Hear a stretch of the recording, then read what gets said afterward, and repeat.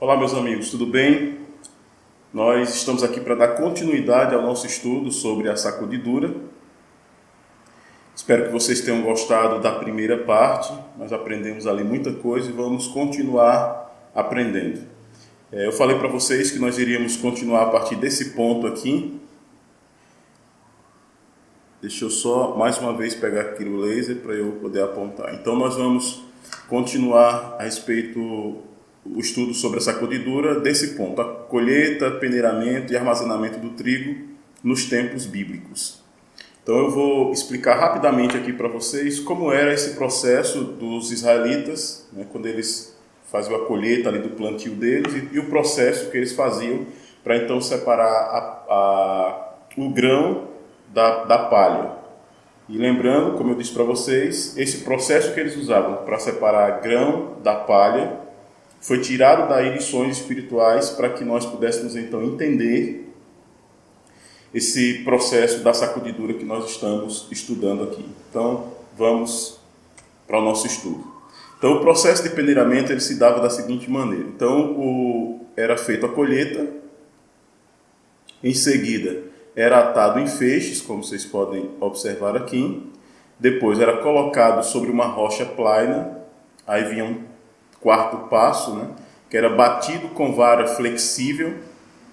Depois desse processo, assim se obtinha uma mistura de palha e trigo. Então, depois que eles faziam todo esse processo aqui que vocês viram, o que restava ali agora eram apenas duas coisas, a palha e o trigo. E aí eles continuavam com o processo.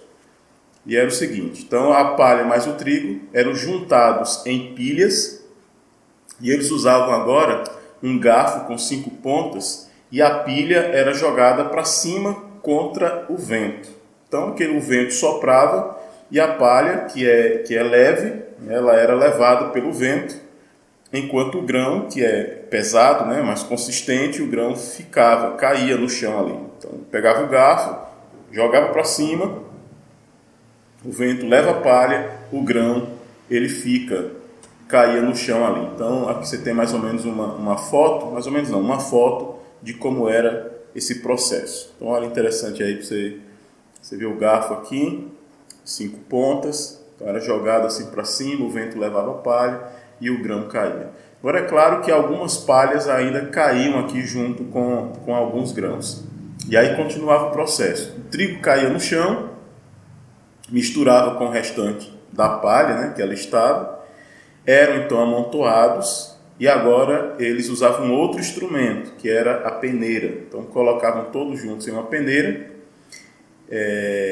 que era sacudida, e o trigo ficava e a palha caía. Então eles faziam todo esse processo para chegar no objetivo de ficar só o grão. Toda a palha, tudo aquilo que não prestava tinha que ir embora e a intenção deles era ficar somente com o grão ali.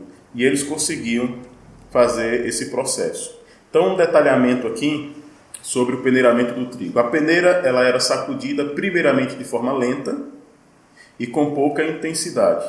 Tudo isso aqui são lições espirituais para a gente. Então lá eles pegavam, começavam a peneirar devagar e depois iam aumentando essa intensidade. Contudo, havia regularidade na sacudidura. Aumentava-se o movimento e a intensidade gradativamente. No auge da intensidade, a pouca sujeira restante era retirada com a mão. Só os grãos limpos ficavam. Então, olha que coisa interessante era esse processo deles. Então, tinham todo um trabalho, usavam o garfo, usavam a peneira. E mesmo depois de usar o garfo e usar a peneira, vocês perceberam que ainda ficavam algumas palhas, mas eram poucas. E essas poucas que ficavam eram retiradas à mão. Então é de todo esse processo aqui que a gente tira as lições espirituais do assunto que nós estamos estudando. E depois que eles faziam tudo isso, que ficava ali só o grão, limpo, limpinho, tranquilo, o que é que eles faziam mais?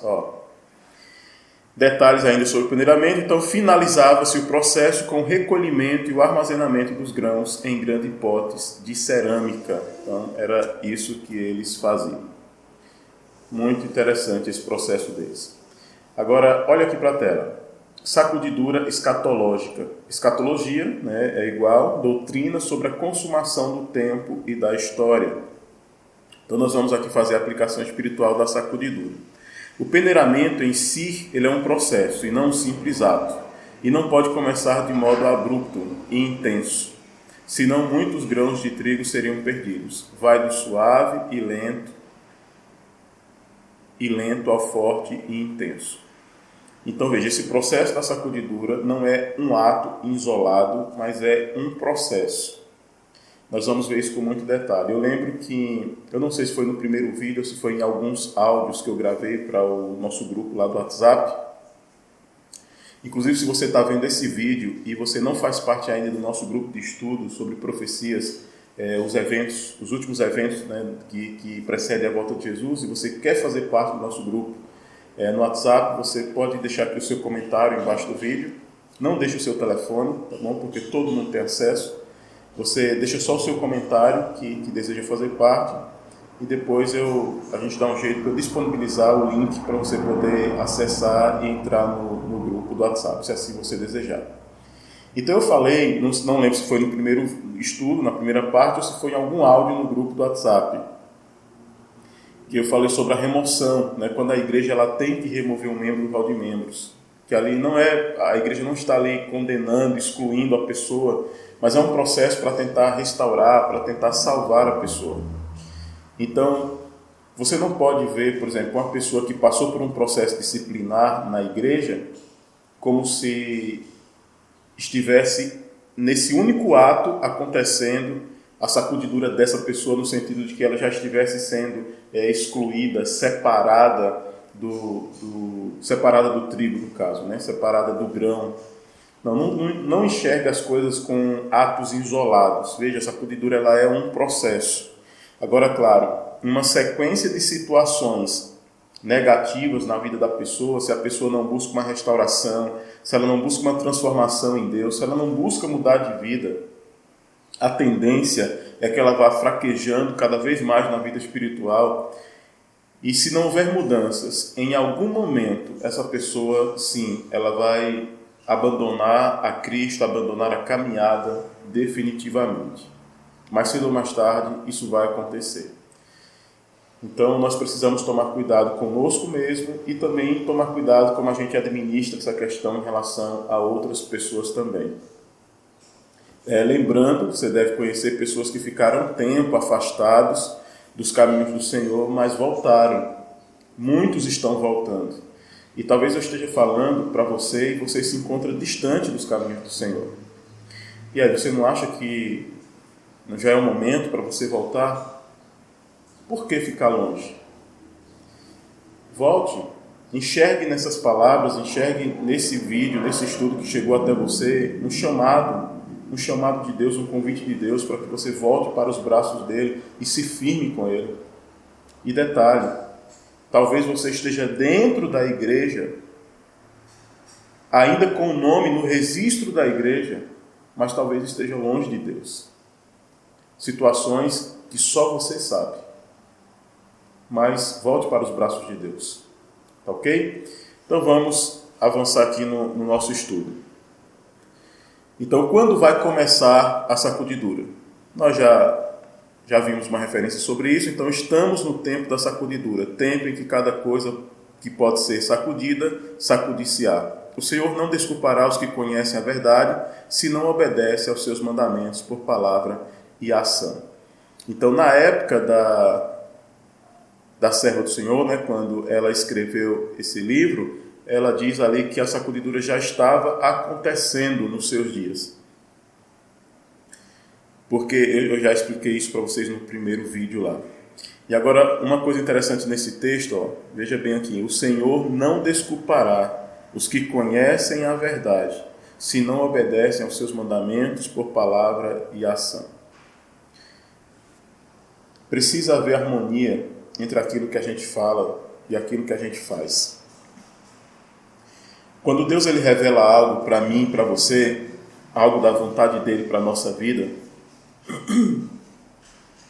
Deus não revela isso simplesmente para você começar a amontoar conhecimentos.